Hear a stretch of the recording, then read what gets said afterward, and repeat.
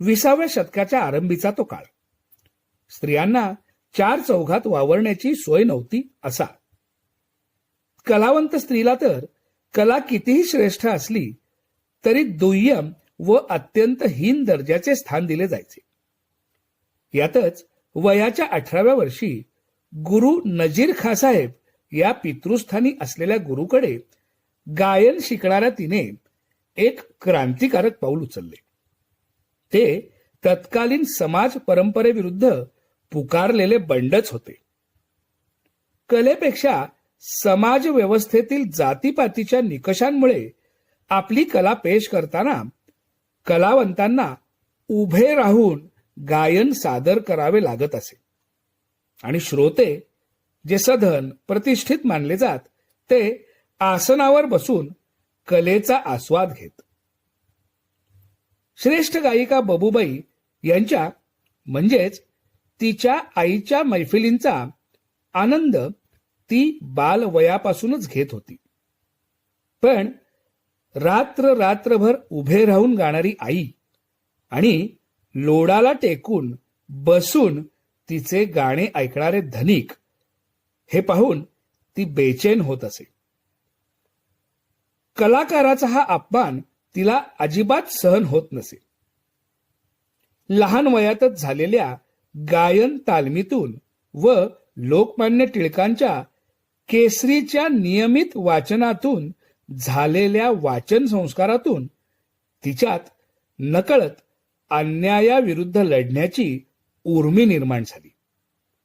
मग तिने परंपरेविरुद्ध लढण्याचे ठरवले व मला आसन ग्रहण करण्याचा मान मिळेल तेव्हाच माझी गायन बैठक होईल असा धाडसी निर्णय तिने घेतला. तो जाहीरही केला. त्यामुळे आजवर न जाणवलेली गोष्ट तथाकथित बुजुर्ग विचारवंतांना जाणवली आणि कलाविष्कारातून अनन्यसाधारण आनंद कलावंतांना श्रोत्यांनी सन्मानानेच वागवले पाहिजे हे ध्यानात आले. श्रोत्यांमध्ये ही जाणीव करून देणाऱ्या तिने वयाच्या अवघ्या 18व्या वर्षी आपली पहिली गायन मैफिल केली. ती आसनावर बसूनच. कलावंताला आसनाचा मान प्राप्त करून देणारी ही अत्यंत बुद्धिमान अशी सुरांची सौदामिनी म्हणजे विदुषी अंजनीबाई मालपेकर.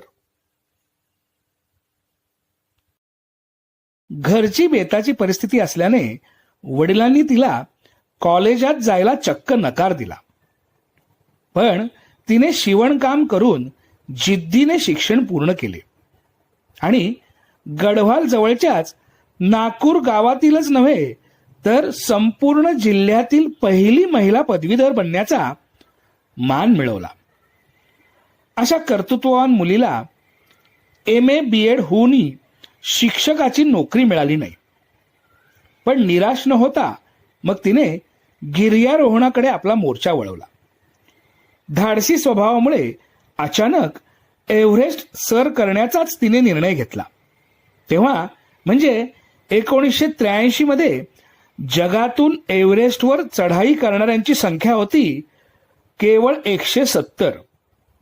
यात महिला होत्या केवळ 4. त्यातही भारताची पाटी कोरीच. या पार्श्वभूमीवर तिने मोहीम सुरू केली. हिमवर्षाव, बर्फांच्या शिळा कोसळणे अशा प्रसंगांमुळे मनोधैर्य ढासळल्याने 5 स्त्रिया व 9 पुरुष माघारी परतले.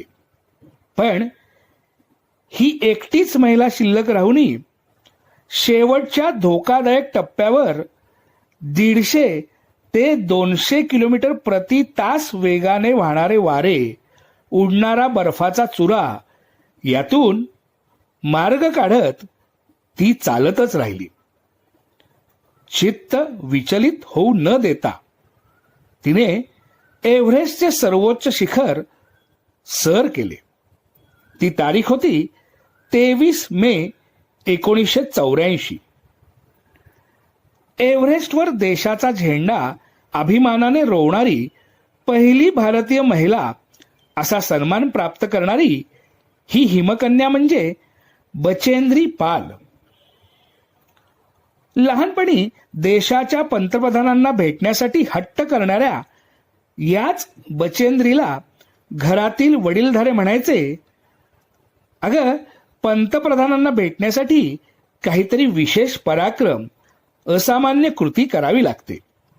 आणि खरोखरच एव्हरेस्ट सर करणाऱ्या बचेंद्रीचे कौतुक करण्यासाठी तत्कालीन पंतप्रधान इंदिरा गांधी स्वतःहून बचेंद्री यांना भेटून म्हणाल्या, भारताला तुझा अभिमान वाटतो.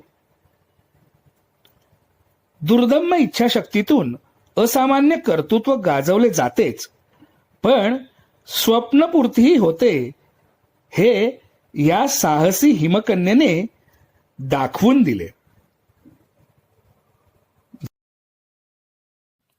त्रावणकोरला 1925 मध्ये तेथील मंदिरा शेजारचा रस्ता हरिजनांना वापरू दिला जावा म्हणून महात्मा गांधीजींच्या उपस्थितीत वायकोम सत्याग्रह झाला.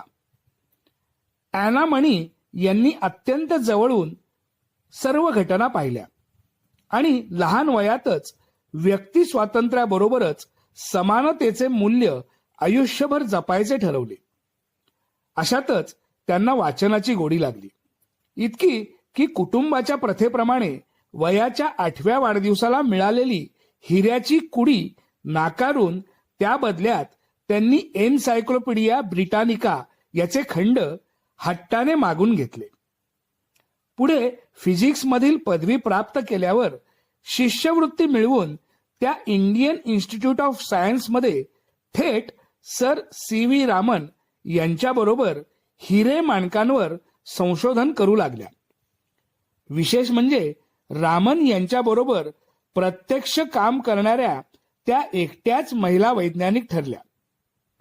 रत्ने ही अंगाखांद्यांवर मिरवण्यासाठीच नसून त्यांचे तेज, इतर वस्तुनिष्ठ विशिष्ट गुण हे अभ्यासण्यासाठीही आहेत, अशी ॲना मणी यांची धारणा होती.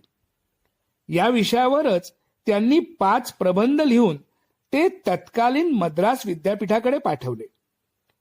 अभ्यास पूर्ण असूनही त्यांना PhD नाकारली गेली, कारण त्यांच्याकडे MSc ही पदवी नव्हती. यावर त्या म्हणाल्या, नसेन का PhD, मी माझे संशोधन पुढे चालूच ठेवीन. नंतर त्यांनी पृथ्वीच्या वातावरण विषयक उपकरणांसंदर्भात अभ्यास केला. भारतात मुबलक प्रमाणात उपलब्ध असलेली सौर व वायू ऊर्जा यांचा व्यवहारात उपयोग करण्यासाठीच्या मापनाची उपकरणे त्यांनी स्वतः बनवली.